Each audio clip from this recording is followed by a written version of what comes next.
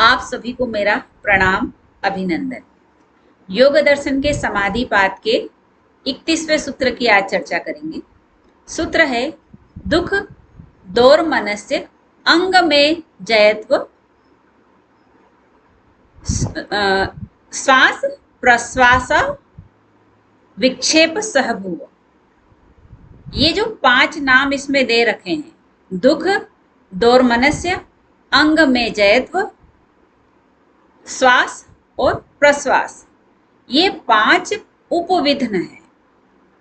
हमने इसके पहले के सूत्र में 9 विघ्नों के बारे में पढ़ा था। कौन कौन से 9 विघ्न थे?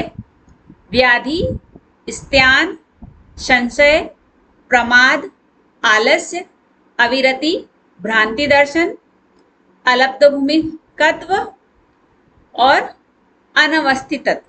ये जो 9 विघ्न थे, इन 9 विघ्नों के साथ ये जो 31वें सूत्र में 5 उपविघ्न हैं, ये उनके साथ साथ आ जाते हैं। विक्षेप सहभूव, उनके साथ साथ आ जाते हैं। जैसे पॉलिसी होती है ना, 1 के साथ 5 फ्री, तो यहाँ जो 9 है उसमें से अगर कोई भी विघ्न आता है तो उनके साथ ये 5 फ्री में आ जाते हैं। तो ये जो 5 है, हम इनका मतलब समझते हैं कि इनका मतलब क्या है। दुख दोर्मनस्य अंग में जयत्व श्वास प्रश्वास। दुख दोर्मनस्य समझते हैं। दुख क्या होता है? 3 तरीके के दुख कहे गए हैं योग दर्शन में। आध्यात्मिक दुख, आधिभौतिक दुख और आधिदैविक दुख। आध्यात्मिक दुख दैहिक दुख को कहते हैं।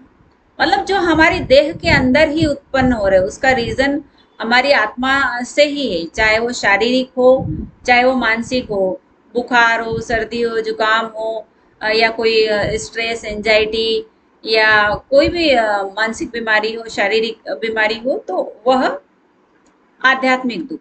जो दैहिक दुख है, उनका कारण हमारे शरीर ही उसके लिए जिम्मेदार है। हमारी लाइफ स्टाइल या बहुत सारी चीजें, हमारी थॉट, कुछ भी रीजन हो सकता है।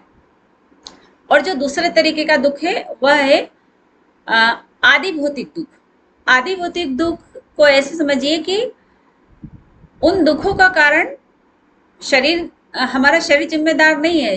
शरीर के अंदर से उसकी उत्पत्ति नहीं हुई, बाहर से वो हमें फिजिकली मिला है। जैसे कोई एक्सीडेंट हो गया हो, या फिर किसी पशु ने मार दिया हो, या फिर बिजली का करंट लग गया हो, या कहीं पैर स्लिप हो गया हो, या मतलब कहीं आप टकरा गए हो, या कहीं चाकू की लग गई हो, या किसी ने आप पर अटैक कर दिया हो, तो ये आधिभौतिक दुख। और तीसरा है आधिदैविक दुख। आधिदैविक दुख जैसे जो प्रकृति के द्वारा दुख मिलता है। जैसे कहीं पर बाढ़ आ गई है तो दुख ही है, कहीं सूखा पड़ा है तो दुख है, कहीं तूफान आ गया है तो दुख है, कहीं उल्का पिंड गिर गया है तो दुख है, या पर कहीं पर जमीन से लावा गर्म निकला है तो दुख है। या इस तरीके से जो प्राकृतिक आपदाएं हैं, बाढ़ आ गई है, जो भी इस तरीके की प्राकृतिक आपदाएं हैं, तो उनके कारण जो दुख है वह आधि दैविक दुख कहलाता है। तो ये 3 तरीके के दुख हो गए हैं। और दुख के बाद दोर्मनस्य। दोर्मनस्य मतलब जब भी हम कुछ चाहते हैं कि हमारी इच्छा के अनुसार कुछ हो, हर व्यक्ति अपने हिसाब से सोचता है कि ऐसा हो जाए, वैसा हो जाए, लेकिन जब उसकी इच्छा पूरी नहीं होती है तो उस समय जो उसके मन की स्थिति होती है वह दोर्मनस्य है। इच्छा पूरी नहीं होने से जो दुख आता है वह दोर्मनस्य है। अंग में जयत्व। अंग में जयत्व मतलब शरीर में कंपन होना। तो यह कंपन किसी रोग की वजह से भी हो सकता है, या जब व्यक्ति घबराया हुआ रहता है, झूठ बोलता है, चोरी करता है, कोई बुरा काम करता है, तब भी उसके शरीर में कंपन आता है। तो रिलेटेड रहता है ये भी। और फिर श्वास प्रश्वास। श्वास का नियंत्रण, श्वास लेने का नियंत्रण जब आपका ऐच्छिक ना हो, और छोड़ने का भी नियंत्रण जब आपका नॉर्मल ना हो, मतलब अगर आपको आप जैसे अगर आप आपने कोई बुरा काम किया है, तो आपकी ऑटोमेटिकली आपके अंदर जो थॉट चलेगी ना, वो आपके श्वास प्रश्वास को चेंज कर देगा। तो जब आपके नियंत्रण से जब आपके नियंत्रण से श्वास लेना और श्वास छोड़ना, वो भी चेंज जो हो रही है, तो यह भी एक विघ्न है।